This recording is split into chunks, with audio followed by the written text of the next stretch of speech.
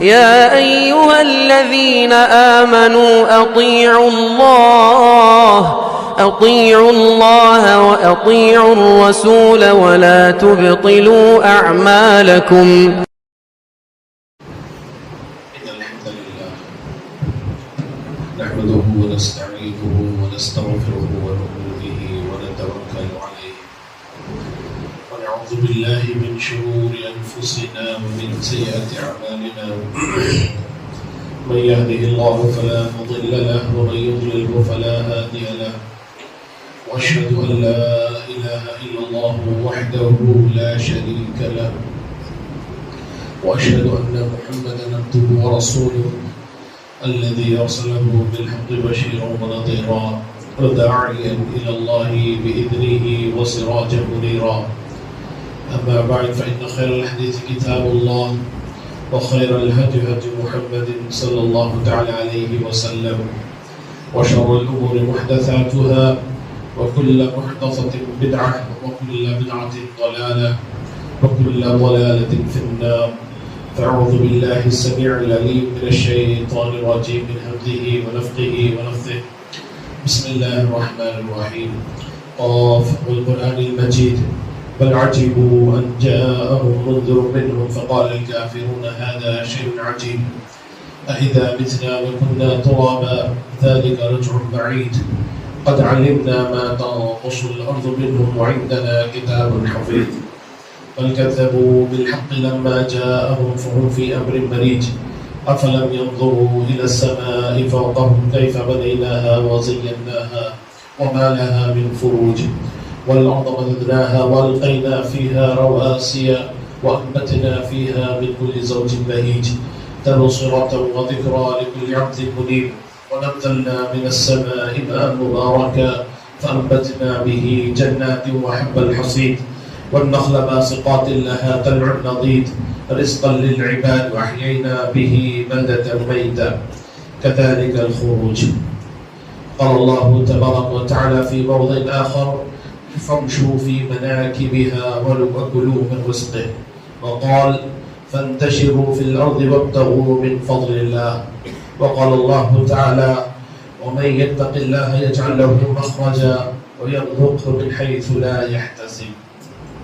قابل قدر حاضرین، اللہ رب العزت جل جلالہ وعم نوالہ تبارک اسمہ کے لیے ہر قسم کی حمد و ثنا، تمام قسم کی تعریفیں، بڑائی اور کبریائی ہے. جس خالق و مالک نے، جس حقیقی رب نے ہم تمام کو نہ صرف پیدا کیا بلکہ یہ زمین ہمارے زندوں اور مردوں کے لیے کافی بنایا. ہماری زندگی گزارنے کے لیے جن جن چیزوں کی ضرورت ہمیں پڑتی تھی ساری چیزوں کو اس نے ہمیں اس دنیا میں مہیا فرمایا اور تا قیامت آنے والی تمام مخلوقات کے کھلانے پلانے اور رزق مہیا کرنے کا وہ تنہا ذمہ دار ہے. بدلے میں وہ چاہتا یہ ہے کہ ہم اسی کی عبادت کریں، اس کے ساتھ کسی اور کو شریک نہ کریں. عبادت کا حق اسی کو دیں، اس کے سوا کسی کو ہم اس کے ساتھ شریک نہ کریں. بعد اس کے جناب آخر زمان احمد مجتبی محمد مصطفیٰ صلی اللہ علیہ وسلم پر لا تعداد انگنت درود و سلام ہو، جنہوں نے اللہ کی توحید کو، رب کی بتائی ہوئی باتوں کو، اس کی بتائی ہوئی تمام تر آیات کو، اس کی بتائی ہوئی تمام تر وحی کو ہم تک کما حق پہنچایا اور اس دنیا میں زندہ رہتے ہوئے ان باتوں پر عمل کر کے ثابت کیا کہ یہی وہ راستہ ہے جو دنیا اور آخرت میں کامیابی کا ضامن ہے. اس کے علاوہ کوئی اور راستہ انسان کو کامیابی سے ہمکنار نہیں کر سکتا. محترم حضرات، میں آج آپ کے سامنے رزق کے کچھ اسباب کا تذکرہ کرنا چاہوں گا جو شریعت میں ذکر کیے گئے ہیں. ہم اس دنیا میں آئے ہیں، اس دنیا میں بستے ہیں. اللہ نے ہمیں ہماری اس پیدائش کا مقصد یہ بتاتا ہے کہ اللہ کی عبادت، اللہ کی توحید، اللہ ہی کی خاطر، اللہ کی عبادت ہی کی خاطر اللہ تعالیٰ نے ہم انس و جن کو پیدا کیا ہے. اس کے علاوہ اللہ کا کوئی اور مقصد نہیں ہے. لیکن اللہ تعالیٰ نے ساتھ میں ایک اور چیز ہمیں جوڑ رکھی ہے، وہ ہے آزمائش، امتحان، کہ ہمارے موت و حیات کی تخلیق کا مقصد بھی اللہ تعالیٰ یہ بتاتا ہے کہ یہ تمہارے لیے امتحان ہے، لیبلوکم ایکم احسن عملا، کہ تم میں سے بہترین عمل کرنے والا کون ہے۔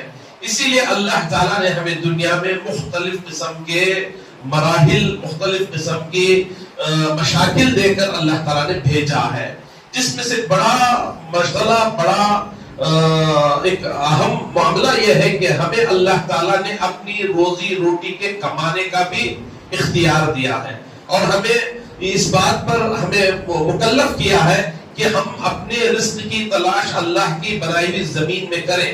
خطبہ مسنہ کے بعد میں نے آپ کے سامنے جو آیتیں پڑھی ہیں اس میں اللہ تعالیٰ کا ارشاد یہی ہے، فَامْشُوا فِي مَنَاكِبِهَا وَكُلُوا مِن رِزْقِهِ، کہ لوگوں اللہ تعالیٰ کی زمین کے نشیب و فراز میں، اطراف و اکناف میں تم چل پھرو، تم چلو اور اللہ کے رزق کو تلاش کرو، اللہ کے رزق کو کھاؤ۔ فَانْتَشِرُوا فِي الْأَرْضِ وَابْتَغُوا مِن فَضْلِ اللَّهِ، زمین میں پھیل جاؤ، اللہ کے فضل کو تلاش کرو۔ اس کا مطلب یہی ہے کہ انسان روزی روٹی کے لیے اپنے گھر سے باہر نکلے۔ اللہ کی عبادت کے لیے انسان کی تخلیق کی گئی ہے، اس کا مقصد یہ نہیں کہ اگر انسان عبادت کرتا ایک جگہ بیٹھ جائے تو اس کی روزی اس کے گھر تک پہنچ جائے، ایسا ہو نہیں سکتا۔ اللہ تعالیٰ نے انسان کو اپنے گھر سے باہر نکلنے کا حکم دیا تاکہ وہ رزق حاصل کر سکے، روزی حاصل کر سکے۔ تو شریعت نے کئی اسباب بتائے ہیں جو مادی اسباب ہیں۔ ظاہری اسباب تو موقع اور محل کے حساب سے مختلف ہوتے ہیں، انسان مختلف طریقوں سے اپنے رزق کے اسباب تلاشتا ہے، لیکن روحانی اسباب شریعت نے وہ کون سے اسباب بتائے ہیں جن کو اختیار کر کے ہم اپنی روزی روٹی میں وسعت بخش سکتے ہیں، وسعت ہمیں مل سکتی ہے اپنی روزی میں۔ اور دوسرا، جو روزی ہمیں ملی ہے اس میں برکت ہو، اس میں خیر و برکت ہو، اس میں ہمارے لیے پریشانی کا باعث وہ دولت نہ بنے، وہ رزق ہمارے لیے پریشانی کا باعث نہ بنے۔ ایسا ہو سکتا ہے کہ انسان کے پاس دولت ہے لیکن اس کا دولت اس کے لیے درد سر بن جائے، اس کی دولت اس کی بیماریوں کا باعث بن جائے، اس کی دولت اس کے لیے پریشانی اور دکھوں کا باعث بن جائے۔ بعض دفعہ یوں بھی ہوتا ہے کہ انسان کی دولت انسان کی ہلاکت کا بھی سبب بنتی ہے، لوگ اس کی دولت کے خاطر اس کی جان کے پیچھے پڑ جاتے ہیں، ایسا بھی ان دنیا میں ہو سکتا ہے۔ اسی لیے اللہ کے نبی صلی اللہ علیہ وسلم نے اور اللہ تعالیٰ نے نصوص کے اندر یہ بات بتائی ہے کہ رزق حلال تلاش کیسے کیا جاتا ہے، رزق کیسے حاصل کیا جاتا ہے، رزق کے اسباب کیا ہیں، اور رزق ملنے کے بعد انسان کو کیا کرنا چاہیے۔ یہ مختصر سی بات میں آپ کے اس خطبے میں بیان کرنے کی کوشش کروں گا۔ سب سے پہلے علماء نے قرآن و حدیث کے مطالعے کے بعد یہ بات سامنے رکھی ہے کہ رزق کی حصول کا ایک سب سے بڑا ذریعہ تقویٰ، رزق کے حصول کا سب سے بڑا سبب، سب سے بڑا ذریعہ ہے تقویٰ۔ تقویٰ کہتے کسے ہیں؟ اللہ کا ارشاد ہے قرآن مجید میں، وَمَن يَتَّقِ اللَّهَ يَجْعَل لَّهُ مَخْرَجًا، جو اللہ سے ڈرتا ہے، جو تقویٰ اختیار کرتا ہے، يَجْعَل لَّهُ مَخْرَجًا، اللہ تعالیٰ اس کے لیے مخرج ظاہر کرتا ہے، اس کو نکالتا ہے پریشانیوں سے، دکھوں سے۔ وَيَرْزُقُ مِنْ حَيْثُ لَا يَحْتَسِبُ، اور اللہ تعالیٰ اسے رزق ان جگہوں سے دیتا ہے جن جگہوں سے رزق کے ملنے کا وہم و گمان بھی نہ تھا، ایسی جگہوں سے ان بندے کو اللہ رزق دیتا ہے، یہ اللہ کا وعدہ ہے۔ وَمَن يَتَّقِ اللَّهَ يَجْعَل لَّهُ مَخْرَجًا، جو اللہ سے ڈرتا ہے، تقویٰ اختیار کرتا ہے، ایسے انسان کو اللہ تعالیٰ اس کے دکھوں سے، پریشانیوں سے نجات دیتا ہے اور اسے رزق دیتا ہے ایسی جگہوں سے جس جگہ سے رزق کے ملنے کا امکان بھی نہ تھا۔ اس کی تفسیر میں بتایا جاتا ہے کہ حضرت علی رضی اللہ عنہ کا قول نقل کرتے ہیں کہ تقویٰ کہتے کسے ہیں؟ بتاتے ہیں الخوف من الجلیل، تقوی کا مطلب یہ ہے الخوف من الجلیل، اللہ تعالیٰ کا خوف، اللہ کا خوف دل میں ہونا، والعمل بالتنزیل، اور اللہ نے جو باتیں نازل کی ہیں جناب محمد رسول اللہ صلی اللہ علیہ وسلم پر، ان باتوں پر عمل کرنا، والرضا بالقلیل، اور اللہ نے جو کچھ مال ہمیں وقتی طور پر دیا ہے مختصر ہی صحیح، اس پر اللہ تعالیٰ سے راضی ہو جانا، خوش ہو جانا، اللہ سے بس رضامندی کا اظہار کرنا، شکر گزاری انجام دینا، نہ شکری کے کلمات اپنی زبان سے نہ کہنا، والاستعداد لیوم الرحیل، اور بروز قیامت کے لیے اپنے آپ کو تیار کرنا، اس کا نام تقویٰ ہے۔ تقویٰ کہتے کسے ہیں؟ سب سے پہلے اللہ کا خوف، دوسرے نمبر پر اللہ نے جو باتیں نازل کی ہیں اس پر عمل کرنا، تیسرے نمبر پر اللہ تعالیٰ نے جو کچھ دے رکھا ہے اس پر راضی اور شکر گزار رہنا، اس پر راضی رہنا، والاستعداد لیوم الرحیل، اور مرنے کے بعد والی زندگی کی تیاری کرنا، اس کا نام تقویٰ ہے۔ تقوی کی مکمل تفسیر ہے، جب تک مکمل تفسیر وضاحت تقوی کی ہمیں معلوم نہ ہو ہم متقی بن نہیں سکتے میرے بھائی۔ لہذا تقوی کے تعلق سے جانے کہ تقوی اسے کہتے ہیں کہ انسان اللہ کا ڈر ہمیشہ اپنے دل میں رکھے، اللہ کا خوف رکھے، اور شریعت کے ہر بات پر عمل کرنے کی کوشش کرے، اور شریعت نے جن جن باتوں سے روکا ہے اس سے رکنے کی کوشش کرے، اور جو کچھ اللہ نے دے رکھا ہے اس پر شکر گزاری کی زندگی انجام دے۔ پھر اس کے بعد اپنی دنیا سے زیادہ اپنی آخرت کی فکر انسان دل میں رکھے، اپنی دنیا کو بہتر بنانے سے زیادہ اپنی آخرت کو بہتر بنانے کی انسان فکر کرے، اسی کا نام تقویٰ ہے۔ عبداللہ بن مسعود کہتے ہیں کہ تقویٰ کیا ہے؟ عبداللہ بن مسعود رضی اللہ عنہ کے الفاظ تقوی کے تعلق سے بتاتے ہیں، ان یطع فلا یعصی۔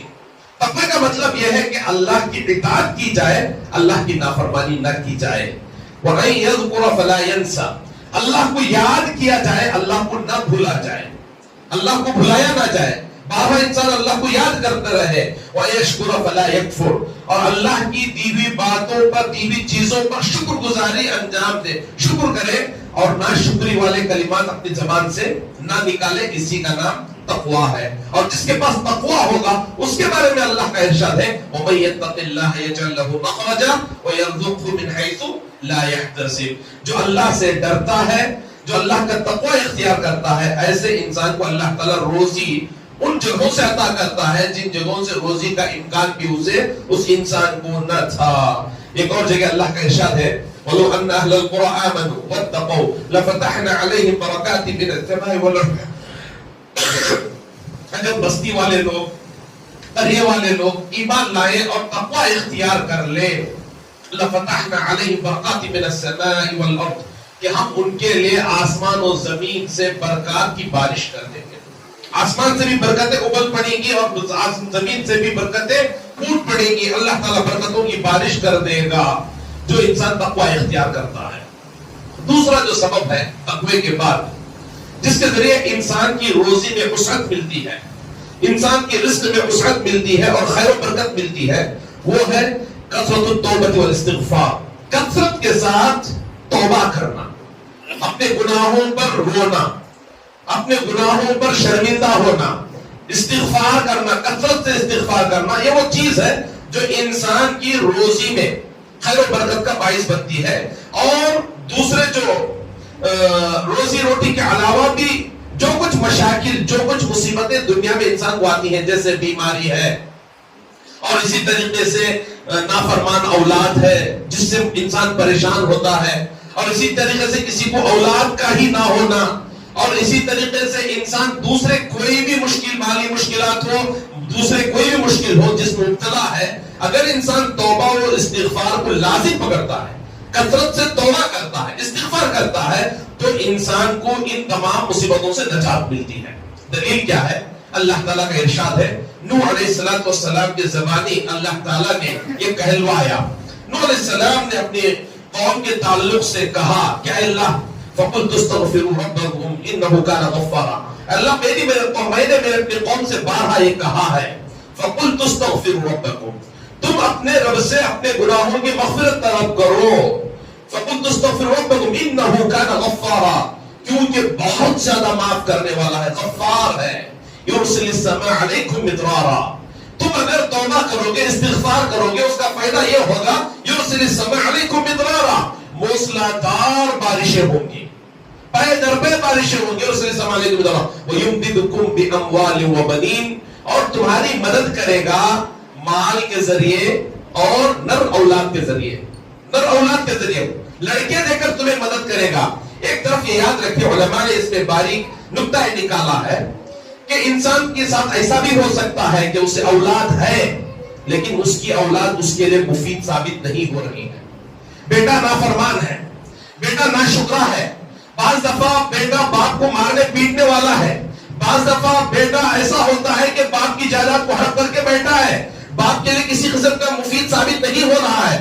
اللہ کا یہ ارشاد ہے کہ توبہ و استغفار کثرت سے کرنے والے کے ایک فائدہ یہ ہوگا کہ مال دیا جائے گا لیکن مفید مال, ایسا مال نہیں جس سے بیماری پیدا ہو, ایسا مال نہیں جس کی وجہ سے لوگ تمہاری جان کے پیچھے پڑ جائیں, اور ایسی اولاد نہیں جو تمہارے لیے درد سر بن جائے. ایسی اولاد اور ایسا مال دے گا جو حقیقت میں تمہارے لیے مددگار ثابت ہوتی. یمددکم باموال و بنین, مال اور اولاد کے ذریعے اللہ تعالیٰ تمہیں مضبوط کرے گا, تمہاری مدد کرے گا. یمددکم باموال و بنین ویجعل لکم جنات ویجعل لکم انہارا, اور تمہارے لیے باغات پیدا کرے گا, تمہارے لیے نہریں جاری کرے گا اللہ تعالیٰ. کس کے بدلے میں؟ توبہ اور استغفار کے بدلے میں. کثرت سے توبہ اور استغفار. میرے بھائیوں, کثرت سے توبہ اور استغفار کرنے سے انسان مستجاب الدعوات بن جاتا ہے. مستجاب الدعوات یعنی ہر دعا قبول جس کی ہوتی ہو, اس کی ہر دعا قبول کرتا ہے اللہ تعالیٰ, کثرت سے توبہ اور استغفار کرنے والے کی. میرے بھائیوں, اس کے بعد بتایا تیسرا ذریعہ صدق التوکل علی اللہ. روزی حاصل کرنے کا, رزق حاصل کرنے کا جو تیسرا ذریعہ ہے وہ صدق التوکل علی اللہ. اللہ پر توکل کرنا ہے لیکن سچا توکل. سچا توکل. توکل کا مطلب یہ نہیں کہ ہم کوئی بھی کام شروع کرنے سے پہلے 10 مرتبہ ایسا سوچیں کہ نقصان کے ہی ہمارے پاس اندیشے ہوں, ہم صرف ظاہری اسباب پر ہی بھروسہ رکھیں. اللہ تعالیٰ کی قدرت پر کوئی بھروسہ نہیں ہے. فرض نمازیں چھوڑ کر ہم اپنی تجارتوں میں لگے رہیں اور اللہ کی نافرمانی کرتے ہوئے تجارتیں کریں, ناصبری کا مظاہرہ کرتے ہوئے حرام و حلال کی تمیز کے بغیر ہم تجارت و کاروبار کریں. تجارت میں اتنی عجلت کہ ہم جھوٹ بول کر اپنا مال بیچنے لگے, یہ توکل کے منافی باتیں ہیں. جو انسان جھوٹ بول کر اپنی تجارت کرتا ہے, ایک تو اپنا مال حرام کرتا ہے, دوسرا یہ بات بھی توکل کے منافی ہے. توکل کے منافی اور تقوی کے منافی ہے. جھوٹ بول کر تجارت کرنا توکل علی اللہ کے بھی منافی ہے اور تقوی کے بھی منافی ہے. لہذا تجارت میں سچی کو لازم پکڑے اور انہی چیزوں کی تجارت کرے جو چیزیں اسلام میں حلال ہیں, جائز ہیں. سودی لین دین سے, سودی کاروبار سے بچے. یہی مطلب توکل کا ہے اور تقوی کا ہے. فرمایا توکل کا وَمَن يَتَّقِ اللَّهَ وَمَن يَتَوَكَّلْ عَلَى اللَّهِ فَهُوَ حَسْبُهُ. اللہ کا ارشاد ہے کہ جو انسان اللہ پر بھروسہ کرتا ہے, اللہ پر توکل کرتا ہے, فَهُوَ حَسْبُهُ, اللہ اس کے لیے کافی ہو جاتا ہے. اللہ اس کے لیے کافی ہو جاتا ہے. ہر مسئلے کا اس کا حل اللہ کے پاس ہوتا ہے, اللہ حل کرتا ہے اس کے مسئلے کو. حضرت عمر رضی اللہ عنہ کہتے ہیں لو انکم توکلون علی اللہ حق توکلہ, کہ لوگوں یاد رکھو اگر تم اللہ پر ویسے بھروسہ کرو, حق توکلہ, جیسے بھروسہ کرنا چاہیے, ہم جیسے کرتے ویسے نہیں, بلکہ تم ایسے اللہ پر بھروسہ کرو جیسے کہ بھروسہ کرنے کا اس کا حق ہے, اللہ کا حق ہے. فرمایا لرزقتم کما یرزق الطیر, تمہیں روزی اللہ ویسے دے گا جیسے اللہ ایک پرندے کو دیتا ہے. تغدو خماسا وتروح بطانا, پرندہ اپنے گھونسلے سے نکلتا ہے خالی پیٹ, لیکن شام جب لوٹتا ہے تو بھر پیٹ لوٹتا ہے, خالی پیٹ کبھی نہیں لوٹتا. اللہ تعالیٰ ویسے تمہیں بھی روزی دے گا جیسے ایک پرندے کو وہ روزی دیتا ہے, بشرطیے کہ بھروسہ اور اللہ پر توکل ویسے ہونا چاہیے جیسے اس کے اوپر توکل کرنے کا حق ہے, جیسے اس پر توکل ہونا چاہیے. میرے بھائیوں, توکل ہم کرنے کا دعویٰ کرتے ہیں, لیکن جب ہم اپنی تجارتوں میں بیٹھتے ہیں, اپنی دکانوں میں بیٹھتے ہیں یا اپنی کاروبار میں ہم بیٹھتے ہیں, تو ہم یہ دیکھتے ہیں کہ بہت سی چیزیں ہمارے تقوی اور توکل کی منافی ہوتی ہیں, بہت ساری چیزیں.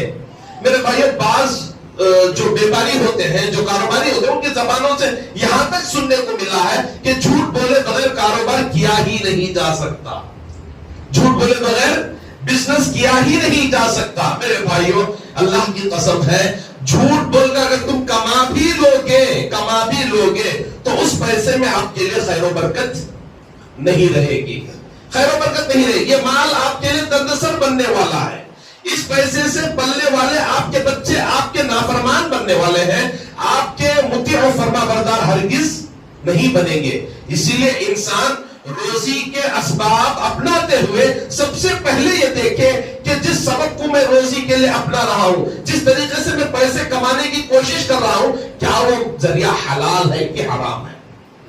ذریعہ حرام ہے تو میرے بھائیوں ہرگز نہ اپنائیں, بھلے سے کچھ فاقہ آپ کچھ دنوں کے لیے گزار لیں, فاقہ کچھ دنوں کے لیے گزار لیں, لیکن حرام روزی پر ہاتھ نہ ڈالیں, کیونکہ یہ توکل اور تقوی کے منافی ہے. آپ بزنس حرام کا کر رہے ہیں اور یہ دعویٰ کر رہے ہیں کہ میں اللہ پر توکل رکھتا ہوں.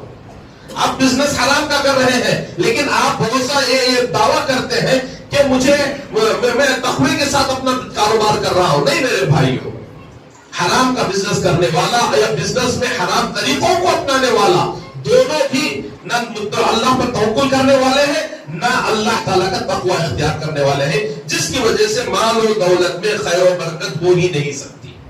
مال و دولت میں خیر و برکت نہیں ہو سکتی. چوتھی جو چیز ہے صلۃ الارحام, رشتہ داری کو جوڑنا. اگر آپ چاہتے ہیں آپ کے رزق میں برکت ہو, آپ کے رزق میں زیادتی ہو, تو اللہ کے نبی صلی اللہ علیہ وسلم نے حکم دیا کہ تم رشتوں کو جوڑو. حدیث ہے من احب ان يبسط له في رزقه وان يمسع له في اثره فليصل رحمه. کہ صحابہ سے آپ صلی اللہ علیہ وسلم نے ارشاد فرمایا کہ تم میں سے اگر کسی کو یہ بات پسند ہے کہ اس کے رزق میں خیر و برکت ہو, رزق میں زیادتی ہو اور اس کی عمر لمبی ہو, اس کی زندگی میں بھی خیر و برکت ہو, زندگی لمبی ہو, تو فليصل رحمه, اس کو چاہیے کہ اپنے رشتے ناتوں کو مضبوط کرے, ان کے ساتھ اچھا سلوک کرے, رشتوں کو جوڑنے کی کوشش کرے, رشتوں کو نہ توڑے.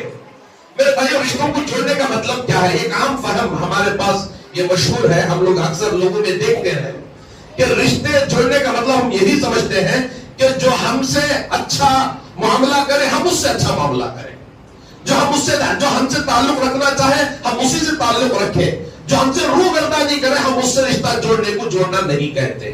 میرے بھائیو رشتہ جوڑنے کے مطلب یہ نہیں ہے کہ سر برابر کوئی آپ سے رشتہ جوڑنا چاہے آپ اس سے رشتہ جوڑے, بلکہ رشتہ جوڑنے کا مطلب یہ ہے جو آپ سے روٹھا ہوا ہے اسے آپ منائیں, جو آپ سے تعلق نہیں رکھنا چاہتا ہے آپ اس سے تعلق قائم کریں, جو آپ کے رشتہ داروں میں آپ سے ناراض ہے اس سے آپ منائیں, جو آپ کے رشتہ داروں میں آپ سے خط تعلق ہی کرتا ہے آپ اس کی خط تعلق کو ختم کر کے اس سے محبت سے بات کریں, اس کو اپنے قریب کریں, اس سے رشتہ جوڑیں.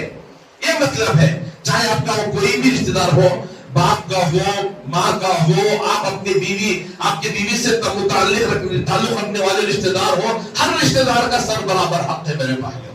لہٰذا اگر آپ چاہتے ہیں آپ کے رزق میں خیر و برکت ہو تو اس کا ایک سبب یہ بھی ہے کہ آپ اپنے رشتہ داروں سے اچھا تعلق رکھیں, رشتہ داروں کے ساتھ حسن سلوک کریں. ایک اور مال میں زیادتی کا سبب یہ ہے, وہ یہ اس میں دو اسباب جم جاتے ہیں. ایک اور سبب جو آگے آنے والا ہے وہ ہے کثرت الانفاق, کثرت سے مال کو خرچ کرنا اللہ کی راہ میں.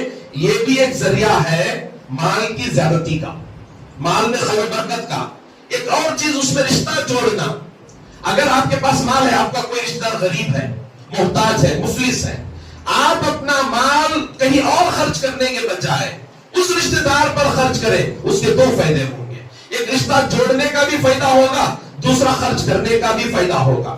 دونوں طریقے سے آپ کے مال میں خیر و برکت زیادہ ہو سکتی ہے. دو فائدے, ایک عمل ہے لیکن فائدے دو ہیں. جب اپنا مال, اپنا دولت, اپنی زکات, اپنے صدقات, اپنے خیرات اگر آپ اپنے رشتہ داروں میں خرچ کرتے ہیں جو آپ کے قریبی ہیں, جو آپ سے روٹھے ہوئے ہیں, جو آپ سے ناراض ہیں, جو آپ سے دور ہیں, جو آپ سے غصہ ہیں, ایسے رشتہ داروں پر اگر آپ خرچ کرتے ہیں تاکہ آپ کی صدقات و خیرات بھی قبول ہو اور آپ کے رشتہ دار بھی آپ سے قریب ہو, تو میرے بھائیو آپ ڈبل اجر کے متحمل ہوں گے, ڈبل اجر کے. زندگی میں خیر و برکت بھی ہوگی, عمر میں زیادتی بھی ہوگی, رزق میں خیر و برکتی بھی ہوگی, اور رشتے جوڑنے کا جو اجر و ثواب ہے وہ بھی آپ کو حاصل ہو جائے گا.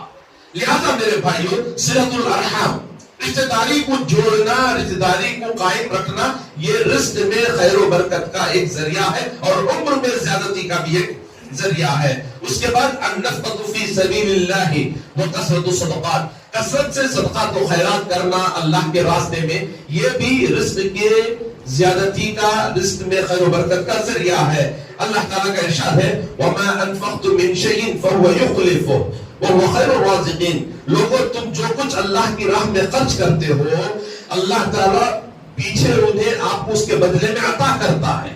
مفسرین نے لکھا ہے کہ دنیا میں بھی عطا کرتا ہے اور آخرت میں بھی عطا کرتا ہے.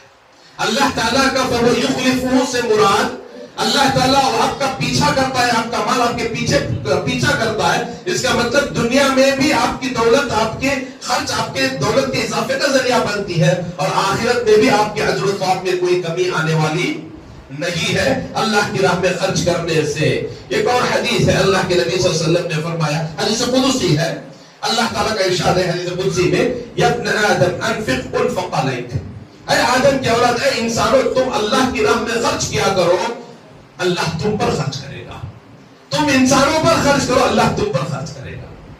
اللہ کے نبی صلی اللہ علیہ وسلم کی ایک حدیث وہ آپ کو یاد ہوگی کہ من نفث عن مسلم كربة من كرب الدنيا نفث الله عنه كربة من كرب يوم القيامة.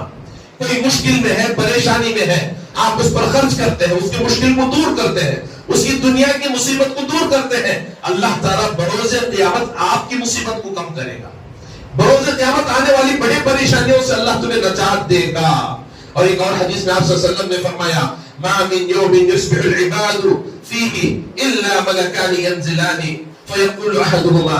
اللہ کے نبی صلی اللہ علیہ وسلم نے فرمایا کہ جب بھی صبح ہوتی ہے اللہ کے دو فرشتے نازل ہوتے ہیں.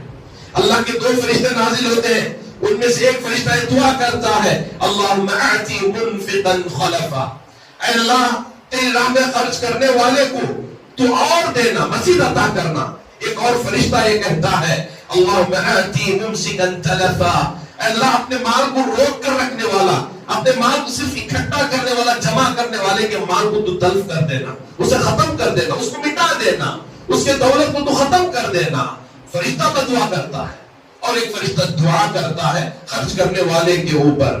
اور 5چھٹی چیز جو بتائی گئی دولت میں اضافے کا ذریعہ, مال میں رزق میں اضافے کا ذریعہ, وہ ہے المتابعۃ بین الحج والعمرہ. کثرت سے حج اور عمرے کرنا, کثرت سے حج اور عمرے کرنا یہ دولت میں اضافے کا ذریعہ ہے. میرے بھائیوں ہم دیکھتے ہیں کہ ہمارے معاشرے میں بعض لوگ 12 عمرے میں جانے والے کے لیے, حج میں جانے والے کے لیے تانا دیتے ہیں. ایسے لوگوں کو اللہ سے ڈرنا چاہیے, ایسے لوگوں کو اللہ سے ڈرنا چاہیے. ہاں اگر وہ فرض زکات نکالے بغیر حج پر جا رہا ہے غلط ہے, فرض زکات دیے بغیر کوئی حج پر جاتا ہے غلط ہے. اگر وہ اپنے فرائض کو ادا کر کے 12 حج کرتا ہے, 12 عمرے کرتا ہے, شریعت نے اس عمل کی باقاعدہ شریعت نے اس عمل کی تعریف کی ہے. ایسا انسان قابل تعریف ہے جو کثرت سے حج و عمرے کرتا ہے. اللہ کے رسول کسی کی تعریف کریں آپ اس کے خلاف ہو جائیں, یہ کہتے ہوئے کہ تم حج اور عمرے بار بار کر رہے ہو اور معاشرے میں غریب لوگ ہیں, تمہارا حج قبول نہیں ہوگا, تمہارا عمرہ قبول نہیں ہوگا. میرے بھائیو آپ کیسے, آپ کون ہیں جو قبولیت اور قبول نہ ہونے کے فتوے لگا سکتے ہیں؟ آپ کی کیا حیثیت ہے, آپ کی کیا بساط ہے؟ آپ کی کوئی حیثیت نہیں اللہ اور اس کے رسول صلی اللہ علیہ وسلم کے سامنے. اللہ کے نبی جس عمل کی تعریف کرے آپ اس کی قباحت بیان کریں, آپ اس کے پیچھے پڑ جائیں, آپ اس کے خلاف ہو جائیں, تو گویا کہ آپ اللہ اور اس کے رسول کے خلاف جنگ کرنے والے ہیں. میرے بھائیو اللہ اور اس کے رسول کی تعلیمات کو پڑھے سمجھے. اللہ کے نبی نے جب صلی اللہ علیہ وسلم نے جب کہا ہے تابعوا بین الحج والعمرہ, لوگوں بار بار حج اور عمرے کیا کرو, کیونکہ فإنهما ينفيان الفقر والذنوب كما ينفي الكير خبث الحديد. آپ صلی اللہ علیہ وسلم نے فرمایا لوگوں بار بار حج اور عمرے کیا کرو, کیونکہ حج اور عمرہ گناہوں کو بھی دھو ڈالتا ہے اور فقر و فاقے کو بھی دھو ڈالتا ہے. فقر و فاقہ بھی ختم ہو جاتا ہے اور گناہ بھی ختم ہو جاتے ہیں بار بار حج اور عمرے کرنے سے. میرے بھائی بڑے بڑے دیندار لوگوں کو کہتے ہوئے سنا ہے اگر کوئی بار بار حج اور عمرہ کر لے تو اس کے پیچھے پڑ جاتے ہیں, اس کے خلاف بولنے لگتے ہیں. میرے بھائیو شریعت نے اس بات کی اجازت آپ کو نہیں دی ہے. آگے جو بہت اہم بات ہے اس بات کو بتا کر میں ختم کروں گا, حالانکہ اور مسائل ہے. النکاح, نکاح کرنا, شادی کرنا, یہ رزق کے اسباب میں سے بہت بڑا سبب ہے, بہت بڑا ذریعہ ہے رزق کے اسباب میں سے. لیکن میرے بھائیوں یہ بات مجھے کہنی پڑ رہی ہے پوری معافی کے ساتھ, ہم جس رویے سے ہماری شادیاں ہوتی ہیں، جس طریقے سے ہماری شادیاں ہوتی ہیں، ان میں خیر و برکت کا دور دور تک کوئی اندیشہ نہیں ہے۔ ہماری شادیوں میں نماز مفقود سب سے پہلی بات، فرائض دور دور تک، شادی کے 2-4 دن پہلے سے لے کر شادی کے 8-10 دن تک نمازیں جاتی ہیں۔ فضول خرچی کے تعلق سے اللہ کے نبی صلی اللہ علیہ وسلم نے فرمایا ان المبذرین کانوا اخوان الشیاطین، فضول خرچی کرنے والے شیطان کے بھائی ہیں۔ جہاں شیطان کی شرکت ہو وہاں خیر و برکت نہیں ہو سکتی، خیر و برکت نہیں ہو سکتی۔ اور شادیوں کے لیے اپنے آپ پر اپنے پر کھڑے ہونے کا نام لے کر بچوں کی شادیوں کو ٹالنا، کسی کی عمر 27، کسی کی 25، کسی کی 30، کسی کی 35، کسی کی 40۔ میرے بھائیوں، یہ شریعت کا اصول نہیں ہے۔ آپ دولت مال اکٹھا کر کے شادی کریں اور شادی کے ایک دن 10-15 لاکھ 20 لاکھ روپے خرچ کریں، میرے بھائیوں ان شادیوں میں خیر و برکت اللہ کی قسم نہیں ہے۔ جس شادی کے تعلق سے، جس نکاح کے تعلق سے خیر و برکت کا وعدہ اللہ تعالیٰ وہ کرتا ہے، وہ نبی اکرم صلی اللہ علیہ وسلم کی بتائی ہوئی طریقے پر کی جانے والی شادیاں۔ اور کس مقصد سے کی جانے والی؟ صرف باغ دامنی کے مقصد سے۔ دولت والی لڑکی مل رہی اس لیے شادی، خوبصورت مل رہی اس لیے شادی، فلاں چیز دے کر ہم شادی کر رہے ہیں، فلاں چیز نہیں۔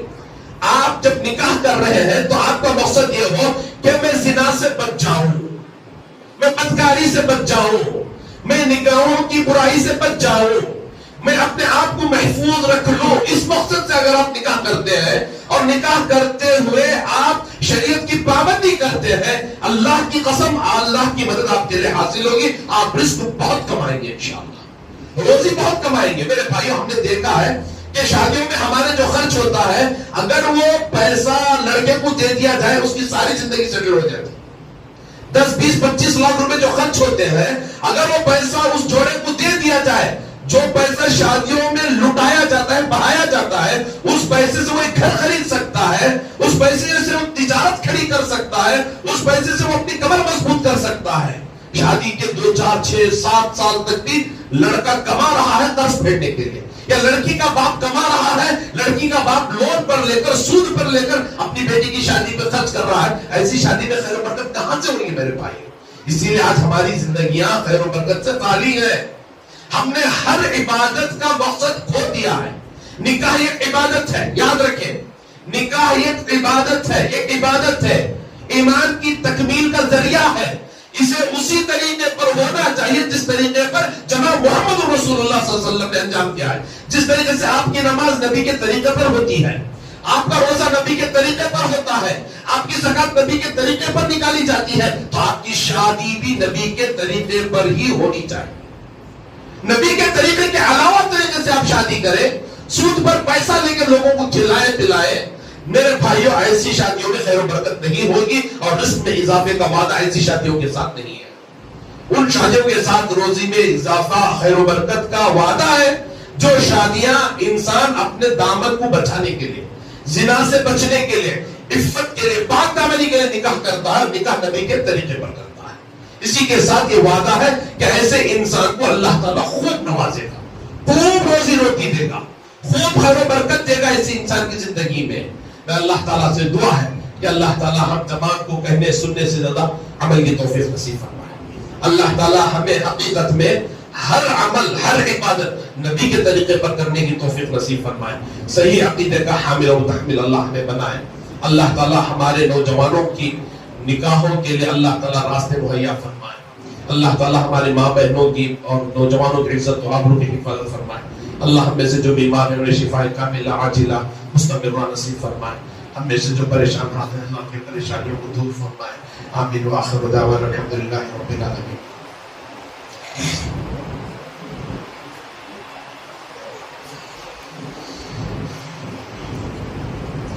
إن الحمد لله نحمده ونستعينه ونستغفره ونؤمن به ونتوكل عليه ونعوذ بالله من شرور أنفسنا ومن سيئات أعمالنا من يهده الله فلا مضل له ومن يضلله فلا هادي له وأشهد أن لا إله إلا الله وحده لا شريك له وأشهد أن محمدا عبده ورسوله الذي أرسله بالحق بشيرا ونذيرا وداعيا إلى الله بإذنه وسراجا منيرا. أما بعد فإن خير الحديث كتاب الله وخير الهدي هدي محمد صلى الله تعالى عليه وسلم وشر الأمور محدثاتها وكل محدثة بدعة وكل بدعة ضلالة وكل ضلالة في النار. فأعوذ بالله السميع العليم من الشيطان الرجيم من همزه ونفخه ونفثه. إن الله وملائكته يصلون على النبي يا أيها الذين آمنوا صلوا عليه وسلموا تسليما. اللهم صل على محمد وعلى آل محمد كما صليت على إبراهيم وعلى آل إبراهيم إنك حميد مجيد. إن الله يأمركم بالعدل والإحسان وإيتاء ذي القربى وينهى عن الفحشاء والمنكر والبغي يعظكم لعلكم تذكرون. واذكروا الله يذكركم وادعوه يستجب لكم ولذكر الله تعالى أهم وأجل وأكبر. قوموا إلى الصلاة.